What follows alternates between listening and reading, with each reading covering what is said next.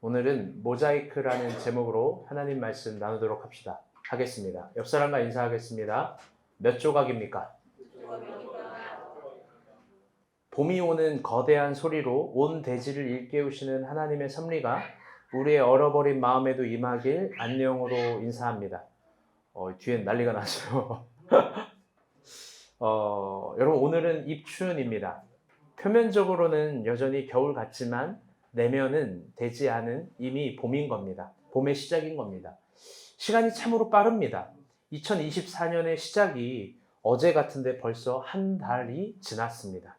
심지어 이번 주는 설날입니다.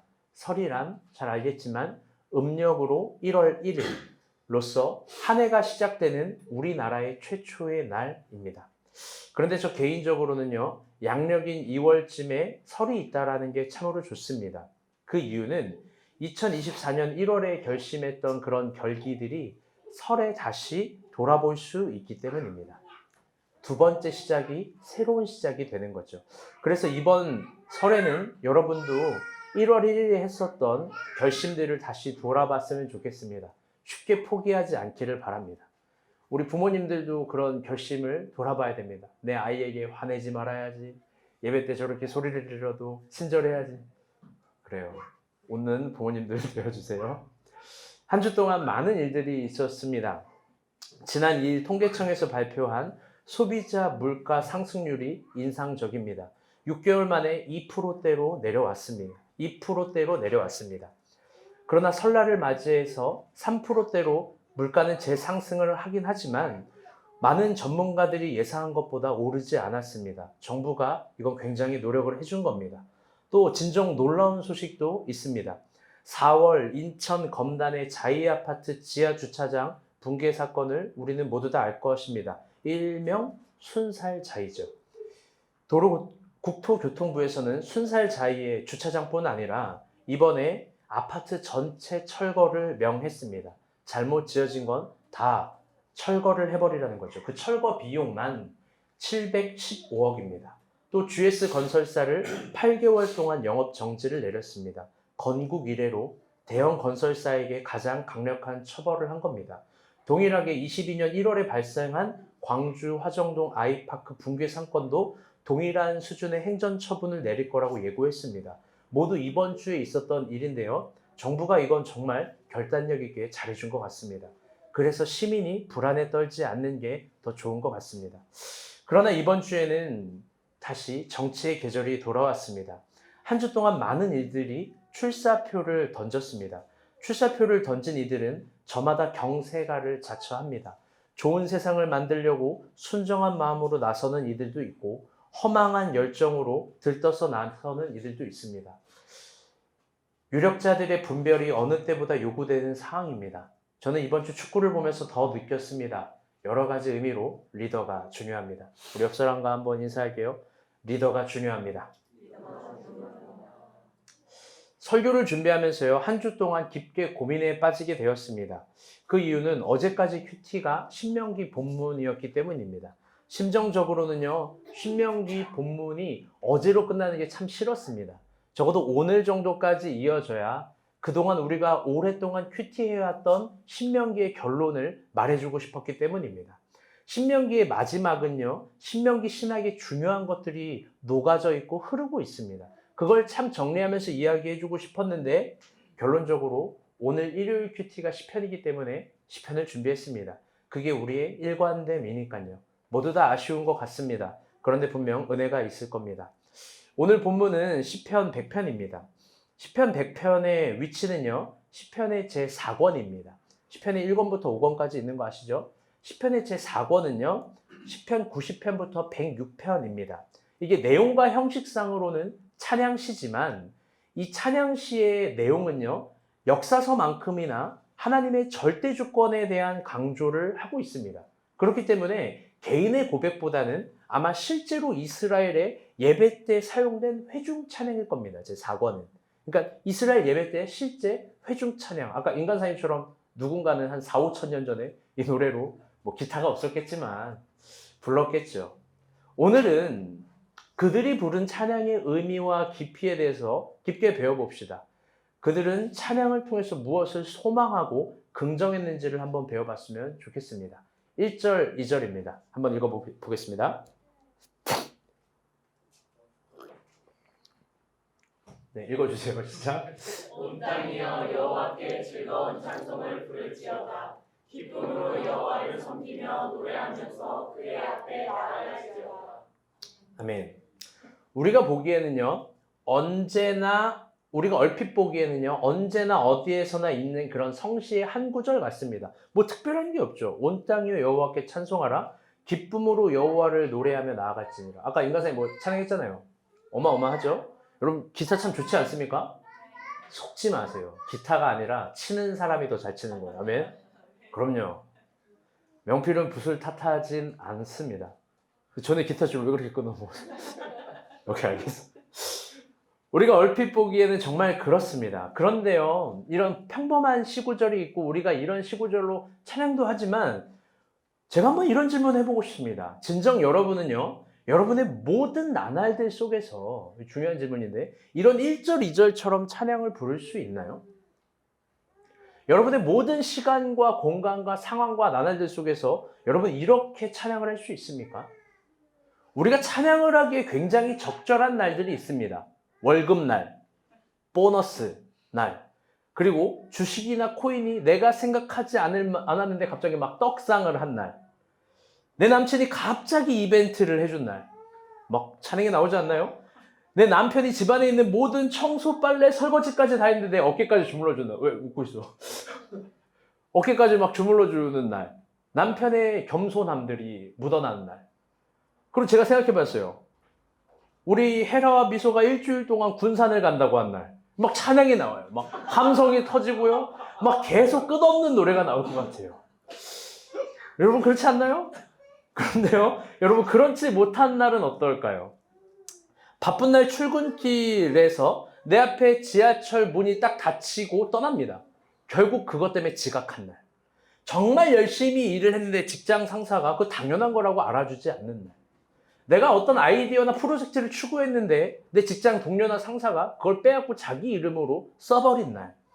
여자친구가 일방적으로 화를 내고 헤어지자고 한 날. 기사님 이제 그런 경험이 없나 봐. 표정이 일관돼. 오, 좋습니다. 또 내 남자친구가 너무 잘 지내고 있는데 다른 사람을 보면서 막 껄떡껄떡 침을 흘리고 막 관심을 보이고 막 시선이 막 가는 날.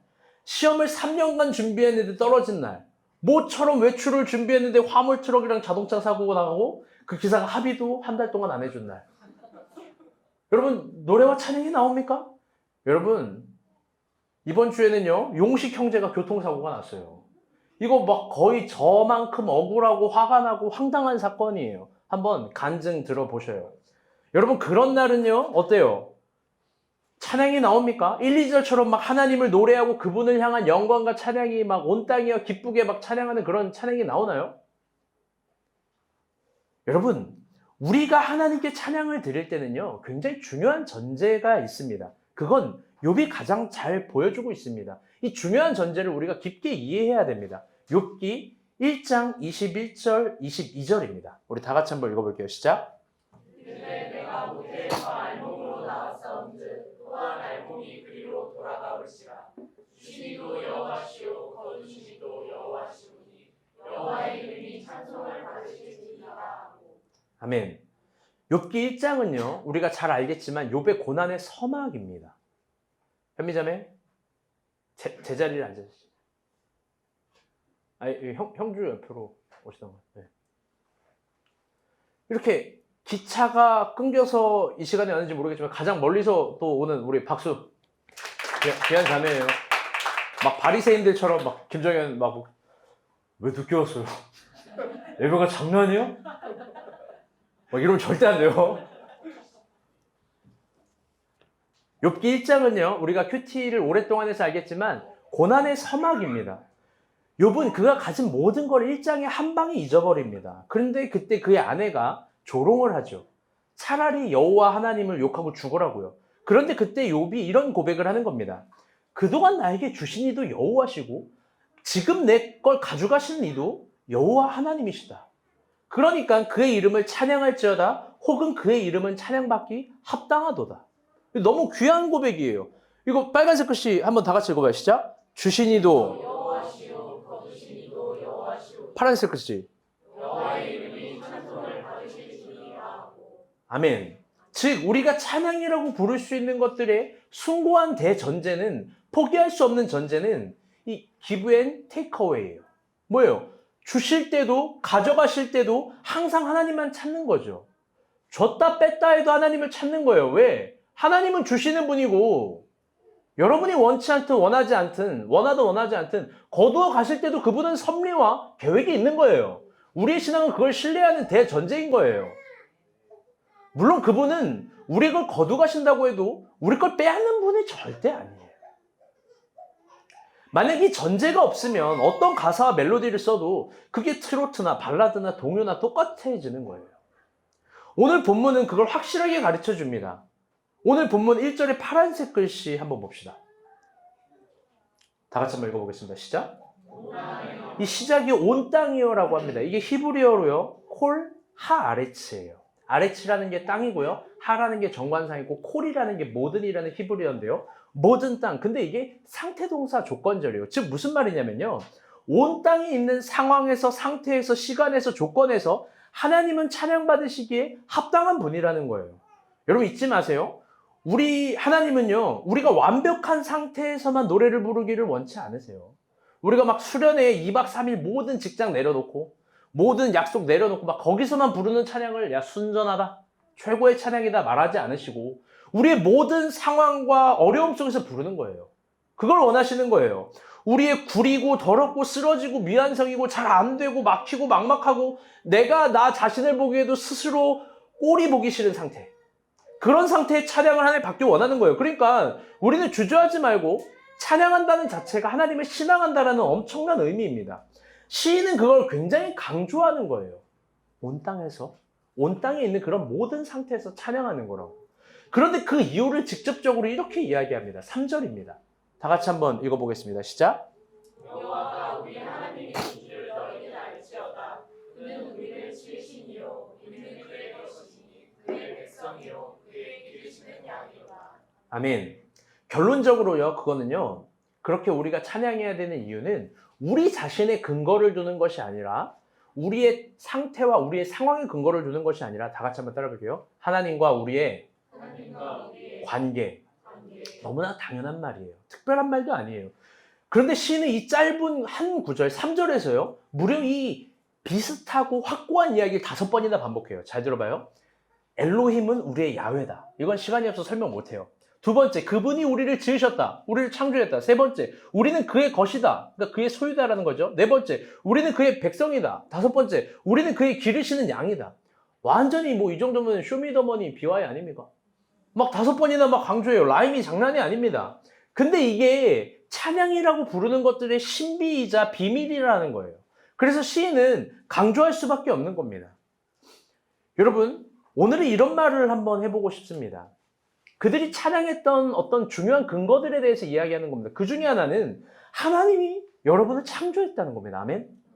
하나님이 우리를 창조했다는 이 단순한 사실이 전혀 단순하지 않다라는 걸 일깨워주고 있는 겁니다. 여러분 한번 물어보고 싶습니다. 창조의 반대 개념이 뭘까요? 창조의 반대. 민정이 뭘까요? 파괴. 근데 저런 대답은 초등부 사역한 이래로 처음 들어봤어요. 창조의 반대는 뭘까요? 진화? 아니에요. 창조의 반대는 뭘까? 어떤 무질서 혼돈? 여러분 그것도 아니에요. 신학적으로 봤을 때 창조의 반대 개념은요. 다 같이 따라볼게요. 우연. 우연이에요. 여러분 우연이 뭘까요? 이 노사연, 이무송이 부른 뭐 우연 뭐 이런 게 아니에요. 우연이라는 건 뭐냐? 여러 차원으로 설명이 가능하지만 결론적으로 말하면 어떤, 잘 들어봐요. 한번 설명할 거예요. 최초의 목적이 없는 어떤 힘과 의지의 방향의 형태예요. 우연은 목적이 없어요. 힘과 의지와 방향이 없는 거예요. 하나님을 모르는 사람은요, 지구의 탄생을 우연으로 봐요. 지구의 기원을 어떤 빅뱅, 그리고 또 빅뱅에서 이루어지는 이런 아메바와 가스, 물, 그리고 거기 미생물에서 이 지구가 형성됐다라고 생각하는 거예요. 즉, 지구의 목적이 없는 거예요. 인간의 기원도 마찬가지예요. 아주 인간을 우연한 존재로 봐요.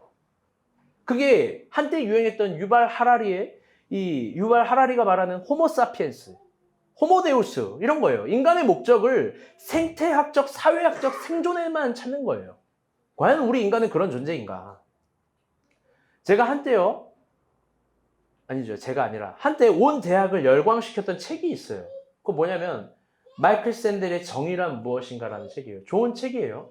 제가 예전에 우리 스카이팀 운영을 했을 때, 취업반이죠, 운영을 했을 때 주희한테 책 한 권 골라라 서점 가서 사줬는데 왜 도덕인가 그 책을 샀어요. 제일 두껍고 크고 비싼 책. 읽었어요, 안 읽었어요? 뭐야, 미국 사람인 줄 알았네. 이거 뭐야? 저거는 이걸 어떻게 알아들어야 돼? 나는 그녀의 말을 알아들을 수가 없어. 심지어 이렇게 하고 이렇게 했어. 그만 물어보라는 거야? 좋은 책이에요. 사실 뭐 책 얘기 별로 안 하는데, 그 책은요, 인류의 역사 속에서 각 시대가 열광했던 정의론을 소개를 합니다. 공리주의, 자유지상주의, 동기주의, 평등주의, 사회주의, 정의와 공동선 등등등. 뭐 여러 가지 정의론, 각 시대가 열광하고 수용했던 정의론에 대해서 소개를 해요. 그런데 그 정의론에는요, 거대한 인류 메커니즘이 하나가 있어요. 그건 뭐냐? 스페너와 제레미 벤담이 강조했었던 최대 다수의 최대 행복이라는 원리예요. 이게 공리주의라는 이름을 갖고 있지만 그것보다 더 큰 모든 정의론의 어떤 도덕선인 거예요. 샌델이 보니까 최대 다수의 최대 행복은 모든 정의론의 하나의 도덕선으로 가고 있었다라는 거예요. 그런데 한번 반문도 해보고 싶어요. 물론 그 사람도 이걸 비판하긴 하지만 이게 과연 맞는 도덕선인가? 최대 다수의 최대 행복. 이게 과연 우리가 살고 있는 시대에 맞는 선인가? 한번 생각해 봐야 돼요. 미국에 있었던 유명한 실화를 소개할게요. 어떤 여객이 침몰을 합니다. 침몰을 해서요, 이 여객선이 침몰을 해가지고 부표 가운데 떠고 있는데, 그때 생존자가 있는데 어른 6명과 아이 1명이에요. 그들이 바다를 표류하다가 이 무인도에 정착하게 됩니다. 무인도에서 더 얼마나 살 수 있을지는 모릅니다. 운 좋게 어마어마한 생수 탱크랑 물 이런 건 같이 와서 사실 물은 있는데 먹을 양식이 없는 거예요.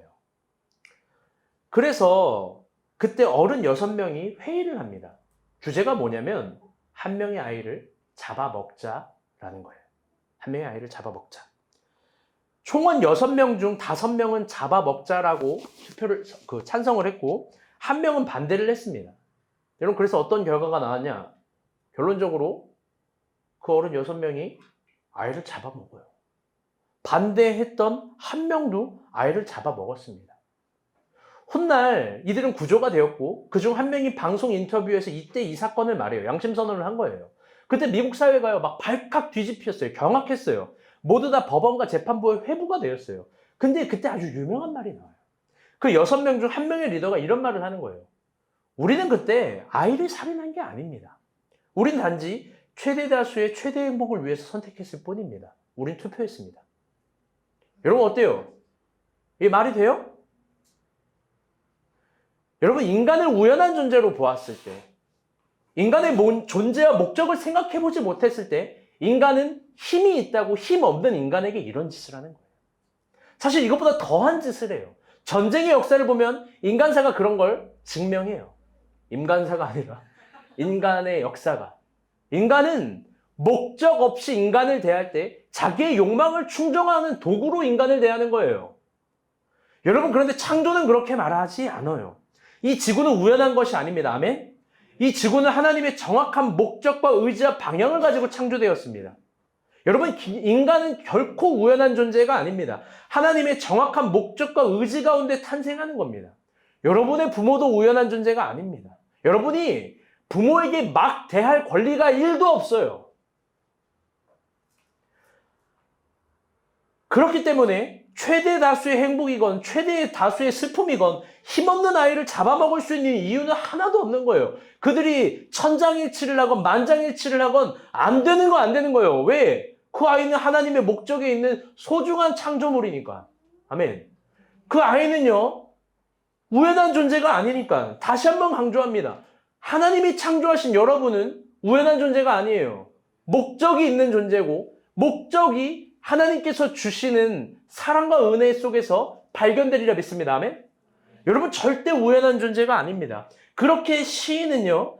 짧은 3절 한 구절에서 5번이나 강조한 거예요. 하나님이 우리를 지었다. 하나님이 우리를 창조했다. 하나님이 우리는 그의 소유다. 우리는 그의 백성이다. 우리는 그분의 양이다. 여러분 우리 하나님 겁니다. 그렇기 때문에 우리는 그것을 감사함으로 찬양하자라는 거예요. 그러니까 오늘 설교에는요. 그 하나님의 창조의 목적을 고민하는 거예요. 오늘은 중요한 질문을 도달하는 거예요. 하나님이 창조한 나는 무슨 목적이 있을까? 그걸 어떻게 한번 발견할 수 있을까? 우리 4절 말씀 한번 보도록 하겠습니다. 4절을 통해서 살펴봅시다. 시작! 감사함으로 그의 문에 들어가며 찬송함으로 그의 궁정에 들어가서 그에게 감사하며 그의 이름을 축하할지어다. 가볍게 이 구절을 보면 뭐 벌써 멜로디가 생각날 거예요. 감사함으로. 네, 그 다음 못 부르겠어요. 어쨌든 저 설교 준비하는데 계속 이 멜로디가 생각이 나서 가볍게 이 구절을 보면 그냥 감사하고 상축하고 찬양하는 노래로만 보입니다. 뭐 그렇게만 봐도요. 물론 전혀 상관이 없습니다. 무리가 없어요. 그런데 이 구절은요. 조금 새로운 정보를 제공하고 있습니다. 그거는요 뭐냐면요. 다 같이 따라 볼게요. 그의 문에 들어가. 그의 궁전에 들어가. 찬양을 하는 사람에게 어떤 정해진 경계선이 아니라 그의 문을 들어가고 문턱을 넘어서 그의 궁전에 들어가라고 이야기를 합니다. 여러분 이게 도대체 무슨 말일까? 무슨 말일까요? 우리 사진 하나 봅시다. 학자마다 의견이 다르지만 저는 이 본문을요 솔로몬 성전 때 배경이라고 생각합니다. 이때 회중 예배가 있었으니까요. 이때 이 문에 들어가라는 게요 구약에서는요 제가 뭐 레이저 포인트가 없어서 좀 아쉬운데 이 첫 번째 문 보이시나요? 이 첫 번째 문이 있고 문 밖이 있습니다. 그리고 이 문 안에 들어가면 여기가 뜰이에요. 그리고 좋은데 그 금색으로 표기된 문 아시나요? 보이시죠? 저 문을 들어가면 큰 기둥 보이세요? 저게 야긴과 보아스예요. 그 안으로 들어가면 저기가 성소와 지성소예요. 즉 성전을 들어가면요. 정확하게 들어갈 때 성전은 정확한 공간의 구분을 주는데요. 그 구분을 주는 게 각각의 문입니다. 3개의 문이에요. 처음 성전에 통과해야 되는 문이요. 저 앞에 문이고 저긴 자율 문입니다. 그런데 그 두 번째 문은 좀 빡세요. 이 니카로의 문이라는 건데요. 니카로의 문은 정확한 그 안사람과 밖에사람의 경계예요. 넘겨주세요. 이게 그 유명한 니카로의 문이에요. 이 조형도거든요. 그 뒤가 기둥 큰 게 야긴과 보아스. 이 니카로의 문은요. 미슈나나 이 미도트라는 어떤 역사적 기록, 중요한 기록이거든요. 그 기록에 보면요. 무려 높이가 23m나 된대요. 우리가 볼 때는 그렇게 조감도에서 안 보일지 모르겠지만 23m나 되고요. 이 문은요. 성인 장정 15명이 매달려야 열리는 어떤 거대한 청동문인 거예요. 그리고 이 문이 열리면 예루살렘의 하루가 시작되는 거예요. 아침이 되고 저녁이 되고 아침이 되니 할 때 그 늘 회중 찬양 한 구절이거든요. 아침이 되었다. 이 해가 뜨는 시간에 이 문을 이스라엘을 지키는 레위인들은 열을 수밖에 없는 거예요. 15명, 20명이서 그러면 이스라엘의 하루가 시작이 되었다는 거예요. 즉, 저 문은요 이스라엘의 시간이에요. 그리고 그 문을 지나면요 지금 여기에는 표기가 안 되지만 그 바다와 그 다음에 제단이 있어요. 이 바다가 무슨 오션뷰 이런 게 아니라요. 제물을 드릴 때 그 제단 옆에 큰 물대접이 있는 거예요. 또 그거는 뭐 지금 설교하는 본문이 아니라 설명할 수 없습니다. 그런 게 있습니다. 그리고 그 안에 들어가면요. 야긴과 보아스라는 두 큰 기둥이 있는 거예요. 번역한즉 야긴은 그가 세우셨다. 보아스는 그에게 능력이 있다라는 뜻이에요. 예전에도 설명했지만 그 기둥에는요. 이 사진 그냥 말고 본문으로 넘겨주세요. 네네. 졸업하세요. 그 기둥 위에는요, 이 석류가 200송이가 달려 있습니다. 일부러 그렇게 만들어낸 거라 그랬어요. 그건 거기를 지나가고 통과하는 사람들마다 도전하는 거죠. 너가 다시 태초의 인간이 되어서 저기를 지나갈 때 선악과 앞에 서보는 거예요. 너는 그걸 먹겠느냐, 안 먹겠느냐. 즉, 야긴과 보아스는요, 이스라엘의 기준이에요. 이스라엘의 기준. 이스라엘의 시간을 통과하면 이스라엘의 기준을 만납니다. 그리고 그 기둥을 통과하면 성소가 있고 제사장만 들어갈 수 있는 지성소가 있는 거예요. 그 성소와 지성소는 직간접적으로 하나님을 만나는 공간을 의미합니다. 즉, 시인은 노래를 부르면서 밖에 있는 이들에게 감사함으로 니카로의 문으로 들어가자고 합니다. 그들을 이스라엘의 시간으로 초대하는 거예요. 그리고 더 깊은 곳인 야긴과 보아스, 이스라엘의 기준으로 초대합니다. 그리고 거기서 끝나지 않고 그 너머인 궁전까지, 성소까지 들어가자고 합니다. 그곳에서 하나님과의 직간접적인 만남까지 초대합니다. 정리해 볼게요. 시인은 3절에서 이스라엘의 창조의 목적을 여러 번을 이야기했습니다. 그러면서 4절에서처럼 그 문을 넘어 그 궁전까지 초대하는 겁니다. 한번 이런 질문 해볼게요. 문 밖에서는 창조의 목적을 알 수 없을까요? 여러분, 문 밖에서는요, 어떤 인생에 대한 깨달음과 자기 특기와 자기 재능과 그걸 발달시켜서 미래를 설계할 수 있는 그런 시야와 깨달음은 없는 겁니까? 있겠죠? 그런데 시인은요, 이스라엘의 신앙을 갖고 있는 시인은 적어도 이렇게 대답하는 거예요. 다시 따라볼게요. 아니다. 아니다. 없다. 정확한 문과 문설주와 기둥과 그 안에 공간을 이야기하면서 문 밖에는 깨달음이 없다. 이스라엘의 깨달음이 없다라고 이야기하는 거예요. 시인은 인간의 창조의 목적은, 우리가 창조되어 있는 어떤 인간론적인 목적은 우리 개인의 특기와 능력에 따라 살아갈 수도 있지만, 그거 귀한 거지만 새로운 도전과 세계를, 공간을 보여주는 거예요. 그건 뭐냐? 문을 넘어 궁전 깊은 곳으로 들어와 하나님을 직면하자는 거예요. 하나님의 시간과 기준을 통과해보자라는 거예요. 그걸 통과할 때 어떤 소중한 창조의 의미가 탄생하는 거예요. 그걸 우리가 알고 있는 신앙의 언어로 뭐라고 이야기하냐? 따라해보겠습니다. 소명, 사명. 소명과 사명이라는 거예요. 그게 뭔지 구체적으로 궁금한 분들은 김일환 전도사의 무명을 보시면 됩니다. 여러분, 우리 그리스도인이 살아갈 수 있는 어떤 삶의 형태는요, 개인이 잘하는 달란트 활용해서 살아가는 게 아니에요. 물론 그런 강점으로 일하는 부분도 있겠지만, 저 아이는 성악가가 되려나 봐요. 잘 봐요. 개인의 강점과 장점, 달란트 주신 재능으로 일하는 것도 있겠지만, 그걸 다 갖다 집어 던지고 바다 위로 돌아갈 때도 있고, 선교를 갈 때도 있고, 그것들이 허용되지 않게 자기가 가진 모든 지식을 예수 앞에서 똥으로 여길 때도 있어야 되고, 자기가 소중하게 모은 건강과 에너지와 힘들을 하나님을 위해서 그냥 할 일 없이 낭비할 때도 있는 거예요. 그게 사명과 소명이에요.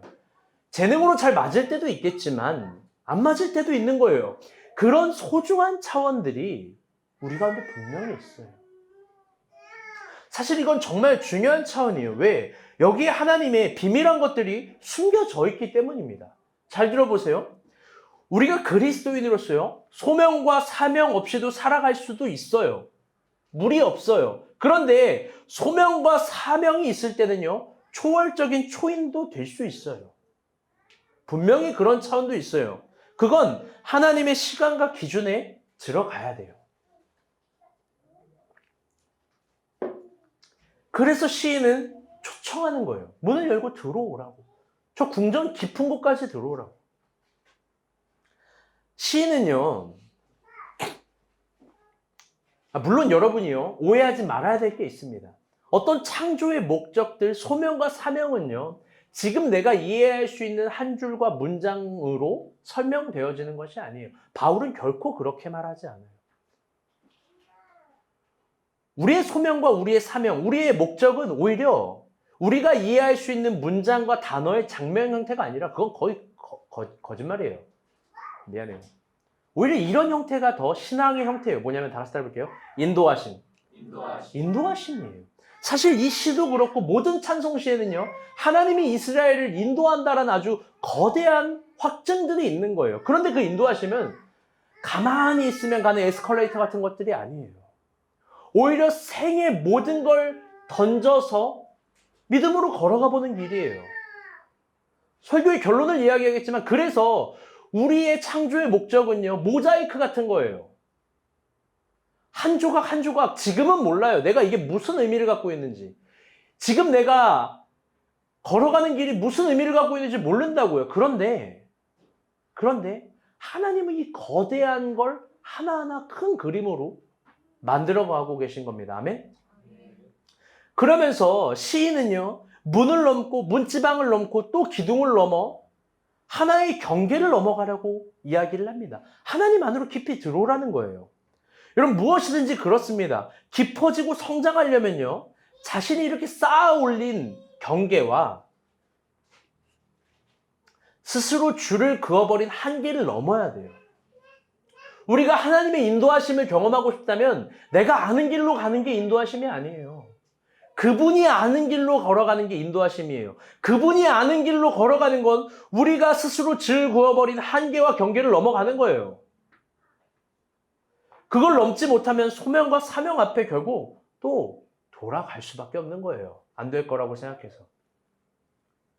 목회자인 저에게 그런 한계와 경계, 스스로 줄을 그어버리는 건 노동이라는 영역이었어요. 노동. 한번 제 이야기를 해볼게요. 여러분, 목회자의 노동에 대해서 어떻게 생각하는지 모르겠어요. 소위 말하는 목회자의 이중직이라는 테마요. 우리 교단에서는요, 저 어제도 목사 안수 면접을 받았는데요. 면접을 했어요, 면접. 아무튼 뭐 재밌고 좋은 시간이었습니다. 우리 교단에서는요, 목회자 이중직이 금지되어 있어요. 목회자는 다른 노동을 하지 말라는 거예요. 목회만 하라는 거예요. 물론 맞죠. 왜? 이중직을 하면요, 방해가 되니까. 목회. 물리적 시간에 방해가 됩니다.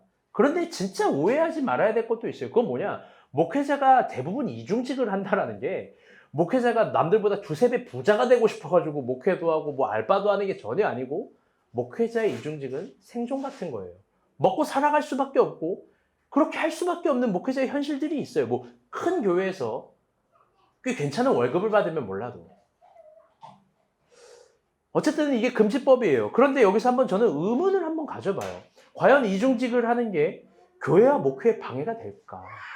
과연 방해가 되는 걸까? 여러분 어떻게 생각하는지 모르겠어요. 제가 목회자인데요. 그리고 제가 한번 이렇게 진지하게 생각을 해보고 결론을 나눠봐요. 첫 번째, 방해가 돼요. 물리적인 시간에 있어서 분명 방해가 돼요. 그런데요, 꼭 그렇게 방해가 되는 건 아니에요. 그건 뭐냐? 노동을 통해서 상당한 유익과 이익들이 많아요. 적어도 두 가지가 그래요. 첫 번째는 제가 일을 해보니까 그래요. 인간에 대한 이해와 세상에 대한 이해도가 분명 높아져요. 분명해요. 정말 그래요. 여러분, 저라는 인간을 잘 알겠지만 저는 먹고 사는 문제에 지독한 관심이 있어요.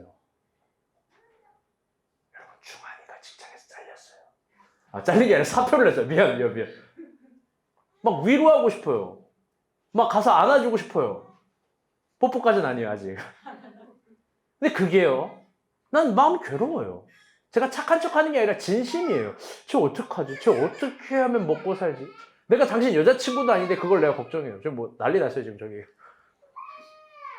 그래요. 누구 하나 직장에 되잖아요? 하루 종일 기분이 좋아요, 그냥. 뭐가 잘 된 것 같고, 잘 된 것 같아서.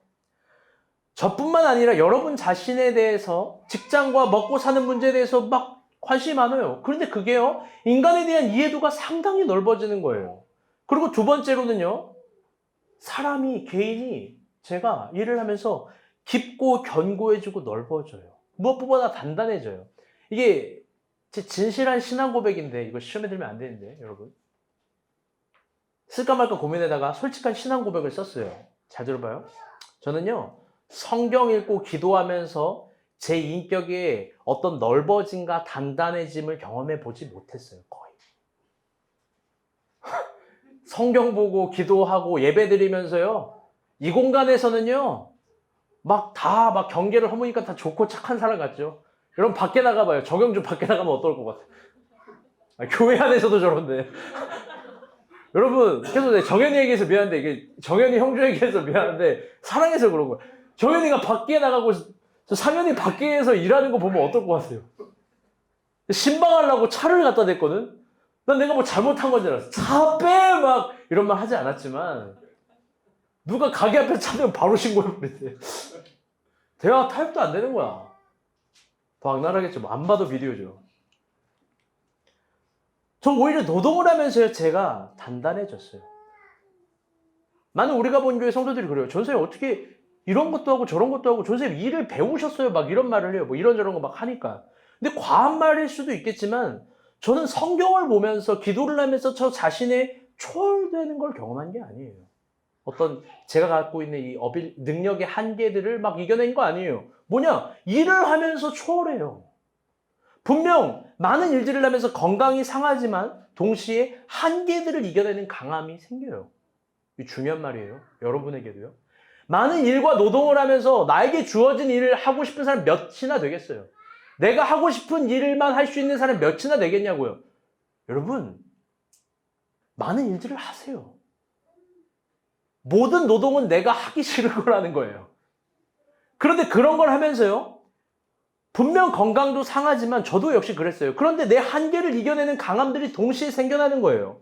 그래서 어떤 의미에서 어느 순간 저는요, 이상하게도 세상이 별로 두렵지가 않아요.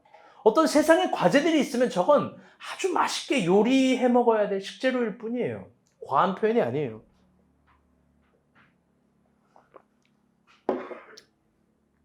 저의 모든 시간표에 살아가면서 어려운 일들이 있었고 저를 힘들게 하는 사람들도 매번 있었어요. 여러분도 마찬가지일 거예요. 그런데 무너지지 않아요. 인생 정말 그런 것들로 무너지지 않아요. 그런 안 되고 어렵고 막히는 것들로 저의 소중한 하루를 망가뜨리지 않는 법을 배웠어요. 교통사고가 나건 뭐가 나건 내 소중한 하루를 더 지켜내는 법들을 배웠어요. 의미화를 만드는 법을 배웠다고요. 그 소중한 자산이에요. 무엇보다 가장 소중한 능력은, 이것도 과한 표현이지만, 저는 제 속도를 스스로 정할 수 있는 실력들이 생겼어요. 그걸 배웠어요. 눈빛이 참 꼴값 떨고 있네. 이런 눈빛 같은데 아니에요. 정말이에요. 그래서 이런 말이 조금 이상하겠지만 교회를 개척한다고 어떤 쭈그러지거나 찌그러지거나 짜그러지지 않았어요. 우린 정말 그랬잖아요. 교인이 없는 시절에서도요, 제가 움츠러드는 눈빛을 여러분에게 보여주지 않았어요. 여러분이 증인이에요. 지금도 마찬가지예요. 제 안에 그런 눈빛이 없고 우리가 본 교회 간사들에게 그런 눈빛이 없어요. 얼마나 활활 타오르는데요. 저는 그냥 동일하게 젊은 날 살아가는 삶으로서 내가 가진 교회의 영역도 만만치 않거든요. 근데 보여주고 싶었던 거예요. 내가 가진 알바나 일이나 하는 부분도 만만치 않아요. 근데 보여주고 싶은 거예요. 여러분에게 뭘? 탁월한 게 아니라 단순한 표정으로 저 복잡한 세상에서 걸어가는 모습들을. 여러분 마찬가지인 거예요. 단순한 표정으로 그냥 걸어가는 거예요.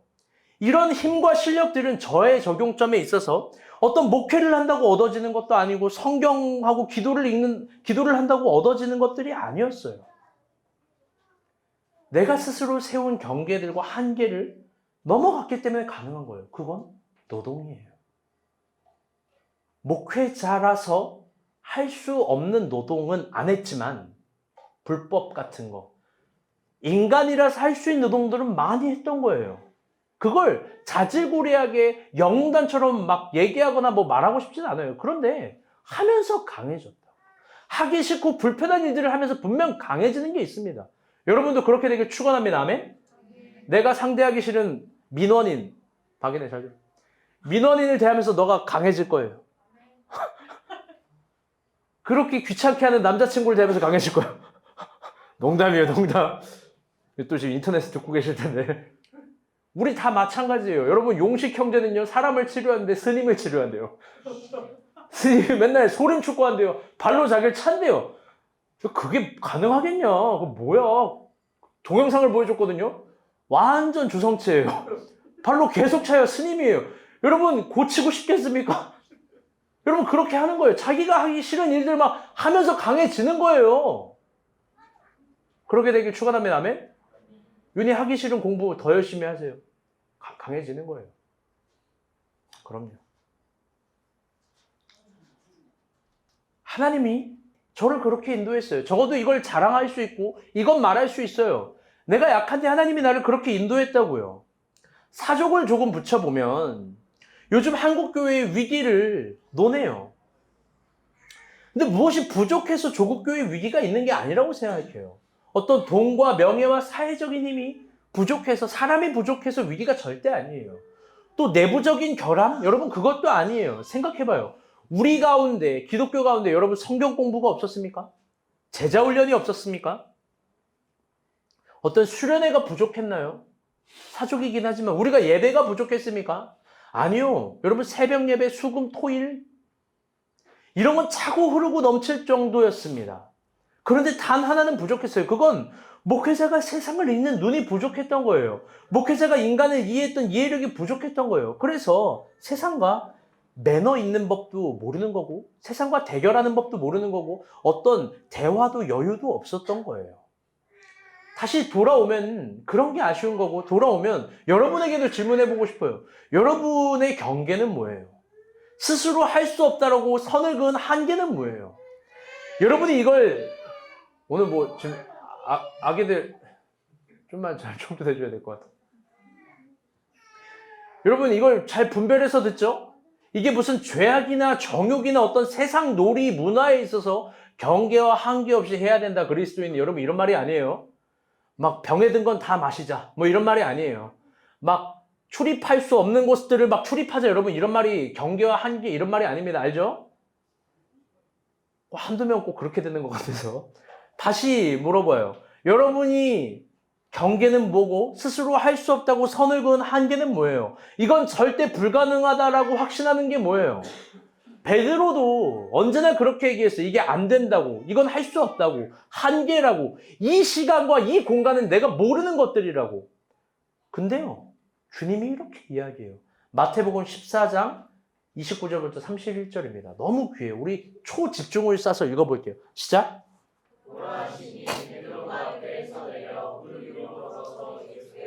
아멘. 일단 거기까지 봐요.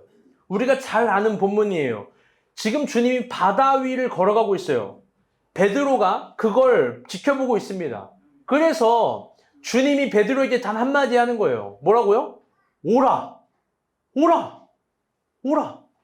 야, 무리를 걸을 때는 신발을 이렇게 신고 무리를 걸을 때는 헤엄을 이렇게 쥐고 그런 설명 안 하는 거예요. 내가 이해할 수 있게 설명하는 분이 아니에요. 주님은. 주님이 이해하는 언어를 얘기해 주시는 거예요. 오라. 너가 경계와 한계를 세웠던 그런 시간과 공간으로 여러분 초대하는 거예요. 오라고. 여러분 그래서 바다 위를 걸었대요. 물 위를 걸어서 예수께 간 거예요. 여러분 놀라운 말 아닙니까? 그런데 30절입니다. 다 같이 한번 읽어볼게요. 시작. 바람을 보고 무서워 빠져가는지라 소리질러 이르되 주여 나를 구원하소서 하니 한두 걸음 정도는 걸었을 것 같아요. 세 걸음도 걸었겠죠. 그런데 네 걸음은 물에 빠진 거예요. 바람을 보고. 그런데 여러분 어떻습니까? 베드로가 빠졌다고 해서 루저인가요? 그가 패배자인가요? 그가 바다에 빠졌지만 여러분 실패한 사람입니까? 아니요. 그는 바다에 빠졌지만 하나님의 전능함에 대한 엄청난 감각에 눈을 뜬 거예요. 그건 새로운 세계예요. 베드로는 사도행전을 보게 되면 어떤 초월적 인간이 돼요. 두려움이 없어요. 그게 막 목숨 내놓고 뭐를 한다 그런 차원이 아니라 그거보다 더 신뢰하는 차원이 있는 걸 발견한 거예요. 그건 하나님의 전능함을 직간접적으로 경험하고 눈을 뜬 거예요. 여러분에게 이런 말 해서 미안한데요. 상처 주려고 하는 말은 아니에요. 그런데 한번 해볼게요. 여러분, 약한 게 당연한 게 아니에요. 여러분, 패배의식이 보편의식이 아니에요. 여러분, 내가 못하고 약하고 안 된다. 여러분, 이게 당연한 말이 아니라고요. 어떤 의미에서 그건 내가 하나님을 덜 따라가고 있다는 증거예요. 아니, 전세 어떻게 그렇게 말합니까? 위로해 주셔야죠. 쓰러지면 여러분, 전세님 안아주셔야죠. 이렇게 우쭈쭈 해주셔야죠. 물론 그런 기능도 있겠지만 진짜 해주고 싶은 말, 설교자처럼 말해주고 싶은 말은 그거예요. 하나님은 약한 사람을 들어 쓰세요. 아멘? 성경에 그런 이야기들이 많고 우리 주변에 진짜인 사람들 중에 그런 얘기가 많아요. 하나님은 늘 약한 사람을 들어 쓰시고 약한 사람을 사용하세요. 어느 정도로 사용하시냐? 세상에 강한 것들을 부끄럽게 할 만큼 약한 것들을 쓰세요. 우리의 연약한 그건 문제가 안 돼요. 왜? 하나님을 따라갈 때 하나님이 강하게 하시니까요. 여러분 고린도전서 1장 27절 봅시다. 바울이 그 신비를 깨달은 거예요. 시작. 하나님께서 세상에 미련한 것들을 택하사 지혜 있는 자들을 부끄럽게 하게 하시고 세상에 약한 것들을 택하사 강한 것들을 부끄럽게 하게 하시며. 아멘. 여기엔 전제 조건이 있는 거예요. 하나님을 따라가는 거예요. 내가 안 된다라는 그 지점에서 하나님이 인도하시면 따라가는 거예요. 그냥 하나님이 하라고 한 만큼 하는 거예요. 하나님이 세워주신 것들에 순종하는 거예요. 자기가 아는 길을 부인하는 거고, 자기가 아는 방법들을 부인하는 거고, 자기가 확신했던 것들을 부인하는 거예요. 그게 자기가 세운 경계와 한계를 넘어가는 의미예요. 그럴 때 우리가 강해집니다. 그래서 시인은 이야기해요. 문을 넘어서 그의 궁전에 들어오자고, 하나님의 시간에 들어오자고, 하나님의 기준에 들어오자고. 그럴 때 창조의 목적, 창조의 인도하심, 목적을 만나는 인도하심을 경험하는 거예요. 그러니 여러분, 우리 그리스도인들에게 정말 중요한 과제는 유연한 겁니다. 유연한 거. 사실 우리가 본 교회도 마찬가지예요. 제가 설교를 준비하면서 참 기분이 나쁘더라고요. 이 얘기가 꼭 인터넷 설교 듣는 사람들에게 들었으면 좋겠어요. 지금도 우리가 본 교회를 서성이는 분들이 은근히 많아요. 은근히 교회예요. 우리가 본 교회 설교를 고정적으로 듣는 사람들이 있어요. 제가 얼추 파악하니까 한 30명에서 한 60명 정도는 듣는 것 같아요. 모르는 번호로 막 아톡으로 전화 와요. 지원관사가 깔아줘가지고 내 실 번호 공개했으면 큰일 날 뻔했어. 막 아톡으로 전화 와요. 또 교회구나. 교회를 문의해요. 막 뭐 이것저것 물어봐요. 뭐 뻔한 거 물어보는 거예요. 근데 절대 교회 오진 않아요. 자기 신앙생활을 교회를 떠났다고 하는데 우리 교회 오지 않아요. 자기의 경계와 한계를 넘기 싫은 거예요. 물론 우리 교회 문은 그 리카노의 문 같은 거죠. 이 성인 15명이 밀어야 겨우 열리는 청동 같은 그런 게 있긴 한데, 근데 그분들은 이런 표현 죄송해요. 설교의 은혜를 받았다고, 설교가 좋다고 교회 문을 두드리고 싶지만 여러분, 그거 중요한 게 아니에요. 왜? 우리 교회는요, 설교가 큰 교회가 아니에요. 우리 교회는 교회가 큰 교회예요. 우리 교회는 공동체가 훨씬 더 큰 교회예요. 지금도 인터넷으로 이 설교를 듣고 뭐 들어가시는 분들이 있으시겠죠. 또 방송이 되면. 근데 그분들에게 진짜 결단하는 거예요. 그건 아무것도 아닌 거예요, 이 설교는. 우리가 본 교회는 훨씬 더 멋지고 견고한 교회입니다. 아멘? 그럼요. 그런데 설교를 준비하면서 보니까 우리 내부인도 마찬가지예요. 제가 보니까 아직도 몇몇 사람들은 이 교회를 다니고 있으면서 경계해요. 내 시간 절대 안 줘야지. 내 마음 절대 안 줘야지. 그런 사람 없지만 설교 표현으로 내가 헌금도 절대 안 해야지. 막 감히 한계를 노네요. 개척교회니까 이게 안 될 것 같고 저게 안 될 거라고 생각하나 봐요. 다들 저보다 똑똑해요. 막 교회 한계들을 논하니까. 막 목사 할아버지 나셨어요, 아주. 그런데 제가 예전에 이런 말을 했을 거예요. 여러분, 우리 교회가 안 될 것 같고 한계가 있고 어려운 부분들이 있다면요, 여러분 마음껏 의심하세요. 여러분, 우리 교회를요, 여러분이 쓸 수 있는 머리에 머리를 다 써서 한번 의심해 보라고요. 다 의심해 보세요. 몇 년이 걸려도 괜찮아요. 그런데 그 의심이 끝났으면, 그 의심이 통과되지 않는다면 불신으로 남지 말고, 스스로의 마음을 확증하지 말고, 주변인으로 남지 말고, 여러분 이제 교회를 확신해 봐요. 담대하게 이런 얘기를 합니다. 여러분의 인생에 이런 좋은 교회 만나기 어려울 거예요. 어떻게 전생에 그런 얘기를 하냐? 적어도, 잘 들어봐요. 적어도 이 교회 목회자라는 나 자신은 이 교회 외에는 아무것도 없으니까. 그게 당연한 거이기도 하지만 여러분, 그게 나의 생의 의미에 있어서 소중한 거예요. 그런 교회가 사실 많이 없어요. 적어도 우리 목자들은, 우리 간사들은 이 교회 자신의 소중한 의미와 생의 의미들을 막 쏟아내고 갈아버리는 거예요. 서로가 진지하게 사랑하고 아껴주고 애써주고 서로가 서로의 짐을 지려고 해요. 여러분, 나도 살아가면서 이렇게 좋은 교회를 만난 적이 없어요. 여러분이라고 만날 수 있겠습니까? 예전에도 그런 말을 했습니다. 성경을 보면요. 교회라고 다 똑같은 교회가 아니에요. 섭리가 있는 교회가 있고 섭리가 없는 교회가 있어요. 도망가는 교회가 있고 쓰임받는 교회가 있어요. 그런데 미안해요. 너만의 오만이자 착각이다라고 표현할 수 있겠지만 아니요. 전 진짜 믿음으로 확신해요. 우리는 섭리 있는 교회고 우린 쓰임받는 교회예요. 우리 가운데 큰 기적과 이적들이 분명히 일어날 거예요. 김민수가 답답할 때 이렇게 얘기해요. 아빠 내가 분명히 봤어. 다르면 안 돼. 내가 분명히 봤어. 막 가슴을 치면서. 나는 분명히 확신해요. 진짜예요. 어설프게 교회 뭐 이렇게 흘러가고 그 정도가 아니에요. 내가 바라보는 우리가 본 교회는요. 많은 기적과 이적이 분명히 있을 거예요. 여러분 정말 초대해요. 문을 넘어서 문지방을 넘어서 더 깊이 들어오는 거예요. 그러다가 여러분이 바다 위를 걷게 될 줄 어떻게 알아요? 물론 그 바다에 빠질 수도 있겠지만 바다에 빠진다고 루저가 아니에요. 하나님의 전능함에 눈뜨는 거예요. 저는 그래서 진짜 도전해요. 여러분이 이 교회를 더 사랑했으면 좋겠어요.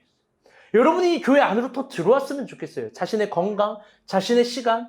여러분 오해하지 마요. 우리 교회는 절대 여러분의 시간을 뺏지 않아요. 예배는 일주일에 한 번뿐이에요. 그런데 강조하는 거예요. 정말 이 시간을 소중하게 생각해 보라는 거예요. 자신의 에너지, 인간관계 나 손절, 귀찮아지가 아니에요. 우리 공동체를 진심으로 사랑해 보라는 거예요. 더 사랑해 줄 거니까. 내가 가진 어떤 물질과 재능들, 그가 교회가 필요한다 그러면 여러분 멋지게 한번 써보는 거예요. 뭐가 아깝겠어요? 하나도 손해가 아니라고요. 하나도 손해볼 게 없어요. 오히려 여기서 인생의 소중한 의미들이 받는 시간들이 되리라 믿습니다. 저는 진정 확신해요. 진정 확신해요. 이번 주에도 제가 현미자매를 신방했는데 현미자매가 그런 말을 해요. 자기가 12월 달에 박살나게 물질이 어려웠대요. 막 겨울에 어렵고 건강도 어렵고 그래서 모아놨던 많은 돈을 자기 건강 치료받는 데 썼다는 거예요. 안쓰럽지 않아요? 그래요. 가면은 뭐 라이 쿠키라도 하나 사줘요. 물질적으로 어려웠대요. 그런데 갑자기 한 번에 11건 스테이 예약이 잡혔대요. 여기 뭐 하는지 아시죠? 뭐지?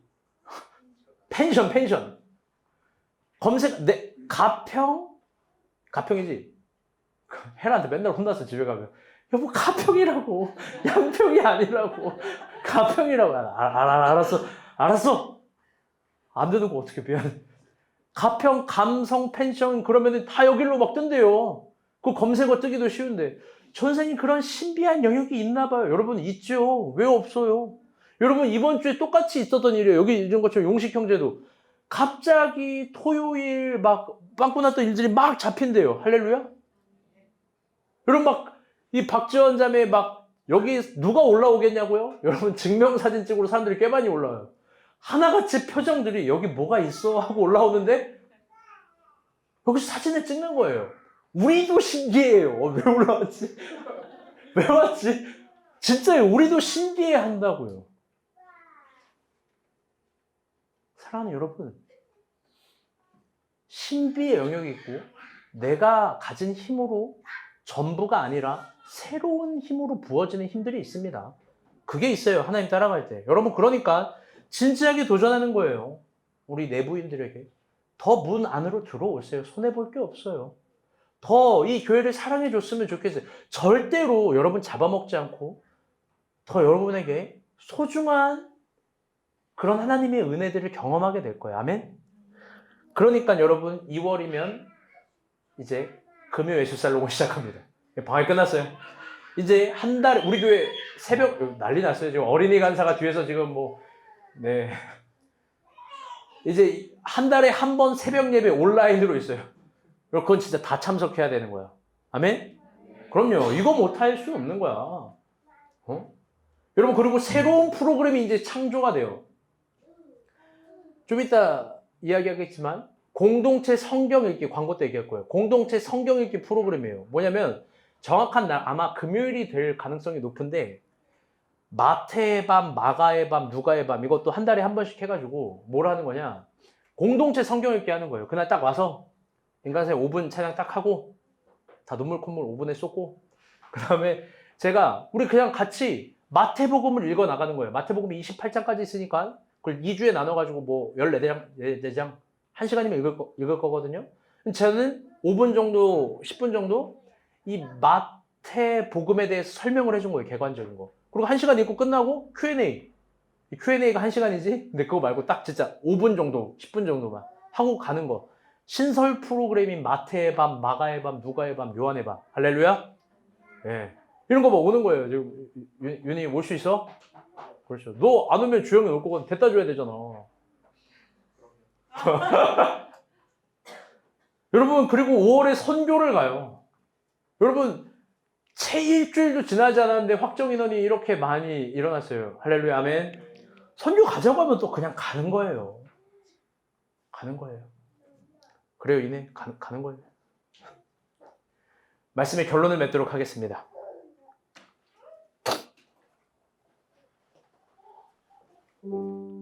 오늘 설교는요. 설교 제목 모자이크예요. 아까 이야기했어요. 그들은 뭘 찬양했냐? 하나님께서 우리를 창조하신 것과 우리를 창조해 주신 목적에 대해서 궁금해하고 찬양하며 나아갔던 거예요. 그런데 그 창조의 목적은요. 잘 들어봐요. 이 설교 결론이 제일 중요해서 그래요. 그게 우리가 이해할 수 있는 언어가 아니라 그분의 언어로 인도하는 거예요. 오라! 해봐라! 가라! 그렇게 새로운 시간과 공간으로 가는 겁니다. 절대 잊지 마요. 우리는 우리 인생을 다 파악할 수 없어요. 그게 유혹이에요. 내가 막 이 나이 때 이만큼 돈 모으고 내가 막 연금을 이만큼 하고 이런 좋은 직장을 가진 사람과 결혼하면 행복하겠지. 옛날에 말했지만 사람 일 어떻게 될 줄 모르는 거예요. 몰라요. 그거 절대 몰라요. 믿음이 없으면 혹은 가끔은 믿음이 약해져서 자기 인생이 꼬인 것 같고 미로같이 보일 수 있지만 하나님을 따라가면 다 모자이크인 거예요. 하나님은 한 조각 한 조각들을 사용하시고 그걸 거대한 큰 그림으로 보시는 분입니다. 하나님은 거대한 큰 그림을 완성시키시는 분이에요. 아멘? 그러니까 인도하심을 의심하면 안 돼요. 제가 그런 의미로 이런 적용점을 갖고 왔어요. 넘겨주세요.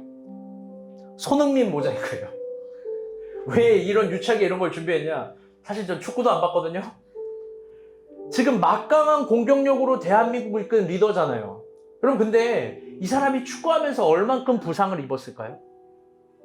여러분 다리는 또 얼마나 많이 부러졌을까요? 여러분 타박상은 얼마나 많이 있고 피부는 얼마나 많이 찢어져 봤을까요?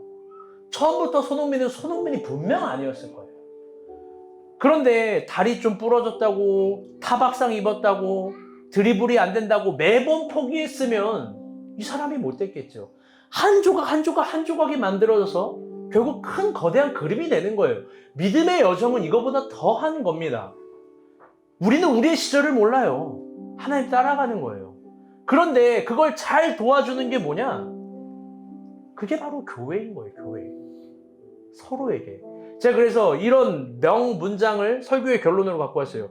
용식 현재가 인스타에 이런 명언을 썼어요. 넘겨주세요. 손흥민이 만든 PK를 넣은 황희찬이 만든 프리킥을 넣은 손흥민. 나 이게 솔직히 축구를 안 봐가지고 뭔 말이야. 손흥민이 PK를 만들었는데 황희찬이 넣었다는 거예요? 근데 황희찬이 프리킥을 만들었는데 손흥민이 넣었다는 거죠. 결국 대한민국을 승리로 이끈 거잖아요. 서로가. 아멘? 다들 뭐 축구 감독을 막 베스트 댓글이 있던데요. 대한민국 축구 감독이 아니라 속보 TVN 연예 감독이랍니다. 영화 감독이랍니다. 뭐 리더가 중요해요. 여러분 우리가 본 교회도 마찬가지예요. 그래서 제가 명문장을 만들었어요. 이걸 따라해봤으면 좋겠어요. 자기 이름을 넣어서. 다 같이 이거 자기 이름 넣는 거예요. 우리가 본이 만든 PK를 넣은, 다 같이 따라올게요. 시작. 본이 만든 PK를 넣은, 김일환이 만든, 자기 이름 넣는 거예요. 자기 이름 넣고 프리킥을 넣은 우리가 본. 우리 다 같이 한번 해볼게요. 시작. 우리가 본이 만든 PK를 넣은, 김일환이 만든 프리킥을 넣은 우리가 본. 이게 이상한 발장난이 아니라 완벽한 창조의 목적이 인도하십니다. 그럼요. 누가 프리킥을 만들어주고 누가 PK를 찰 줄은 모르는 거예요. 함께 있을 때, 그 문을 넘어서 이 교회에 있을 때 전 분명 가능하다고 확신합니다. 우리는 서로고 서로는 우리입니다. 우리 같이 찬양하고